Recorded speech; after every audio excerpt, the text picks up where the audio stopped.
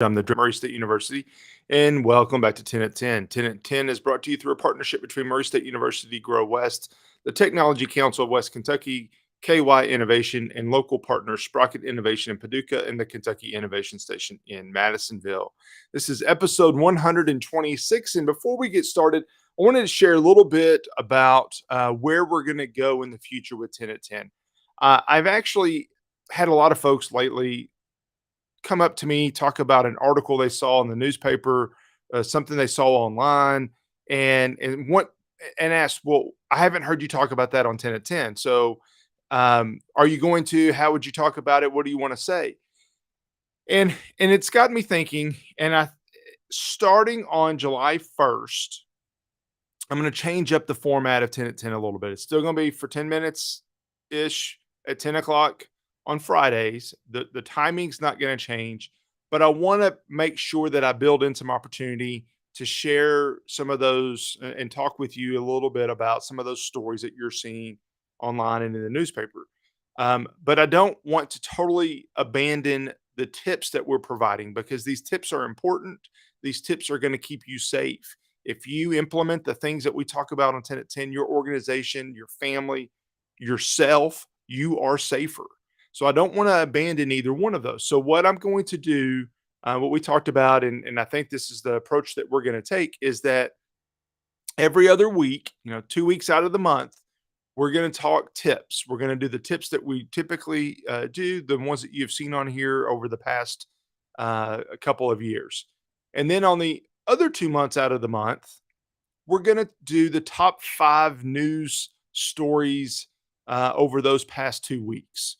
So since we're doing it every other week, that'll be 2 weeks worth of material, and we'll pick out the top 5 stories. Now, is it going to be the 5 biggest stories in cybersecurity? It may or may not be, because I don't want to share a massive story with you if it doesn't necessarily relate to you and your organization. So I still want to make sure that they're relevant. I still want to use them as an opportunity to talk about things that we can do to stay safe in cyberspace, but also want to make sure that you get to hear about some of those things that are happening in the news, and we'll hear them on 10 at 10 for those that listen in. And then on the months that have a fifth Friday, we'll do a Q&A time. So you can send in questions. You can email me questions. If you see me in the hallway or in the building or at an event, you can ask me a question, and I'll try to answer it if I see you. But I'll also make sure that I note that for a question that we can share on 10 at 10. So that's a little bit about how we're going to move forward. I don't want to completely change the way we do things, but I do want to make sure that I am able to modify our format a little bit to stay relevant with what you need and what you want to hear. So hopefully you'll like that. Now, right now, we are in the midst of talking about some simple steps that you and your organization can do to keep yourself safer. We've talked about policy, we've talked about passwords, we've talked about the human element of security awareness. This week, we're going to talk about testing and assessing. Testing and assessing is kind of the way to tell whether or not you have good security without being attacked. Now, the ultimate test is you get hacked by someone. Either they're successful or not successful. If they're not successful, then you're going to think, well, I have a good security. If they are successful, then you're going to think, well, maybe I need to do something to improve. That's the ultimate test. But ideally, we're able to tell whether or not we have the proper security in place before we get to that point. And that's really what I want to talk about today. We want to test, assess, audit, practice, all those words. We want to make sure that our systems that we have in place that we think that we needed are truly the right ones that we need. I often use the phrase, without compliance, your policies are just words. When we talked about policies a few weeks ago, maybe even a month ago, I indicated there has to be punishment. If you have a policy of this is the general policy of how data is supposed to be handled, the way that we're supposed to do things, if you have that general policy in place, yet If you violate it, there's no punishment, then you don't really have that policy in place. They're just words. So we've got to make sure that if we have a policy, if we have security controls in place, that we're actually following those controls, that we're actually doing the things that we think we're supposed to be doing to make our organization safer. So we need to test. Now, to be clear, I don't believe that testing, assessing, auditing is about getting employees in trouble. It may be about correcting behavior, sure. Um, but it's not about getting employees in trouble. And I think that's an important piece to keep in mind because if employees are worried about the punishment, then that's a different motivation than the encouragement to help them do better. And that's important. So first, we need to test. We need to test on a regular basis. We need to have regular checks to ensure that our processes that we think are in place are truly in place. If I ask you, do you have password policy in place? And you think you do, you say, yes, of course I do. But then we test and we check and you don't. Well, that's a problem. So really this test, whether it's an assessment, whether it's an audit, it's really about making sure the things that we think are in place are truly in place.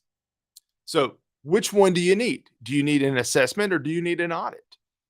And the truth is maybe both. But there's some nuances, there's some differences in an assessment and an audit. An assessment is a general compliance check. An assessment is checking to see if we have the things in place that we think we do, that they're working. Do we have any vulnerabilities we haven't patched? Just a general compliance check. It is not against a specific standard when you do it in a general assessment. So here's what my recommendation is. If you're a new company just getting started, and you've put in some controls and you think you're doing a good job, have an assessment done.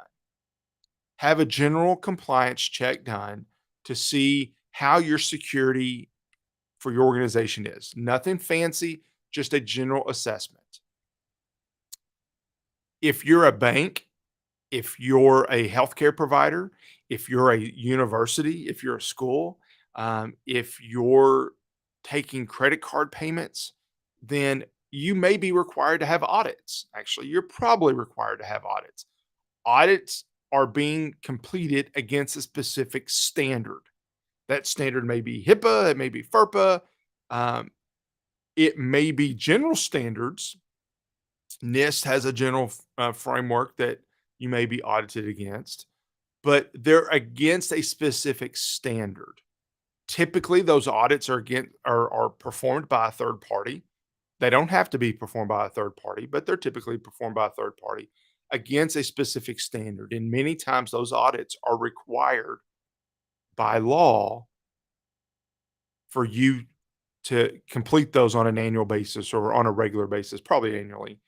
Um, so it's important that you do those to stay in compliance with the laws. If you're depending on which industry you're in, it may be a different audit. Audits are typically more expensive than assessments. They don't always have to be, but they're typically more expensive than an assessment.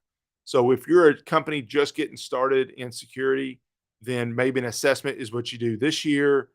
You get it all going, and then maybe you do an audit next year against the NIST framework if that's the framework that you're following and you think that you should be in compliance with that. And then finally, practice. Whether it's a tabletop exercise, whatever it might be, make sure you practice implementing your security plan, your incident response plan. What are you going to do if you get attacked? What are you going to do if you get hit with ransomware? If you don't practice like you're getting hit with ransomware, then when you actually do get hit with it, you're not going to know what to do. That's an important piece, an important element to make sure that you add. All right. I could talk about these a lot more, but very briefly, you should test, you should audit, you should assess, you should practice. You should do those things Those steps make your organization safer because it's not just the technical controls, it's not just the policies that you're in place, it's making sure that those policies and controls are effective. I encourage you to do it on an annual basis, if not more often is better, but make sure that you do that. It will keep you safer.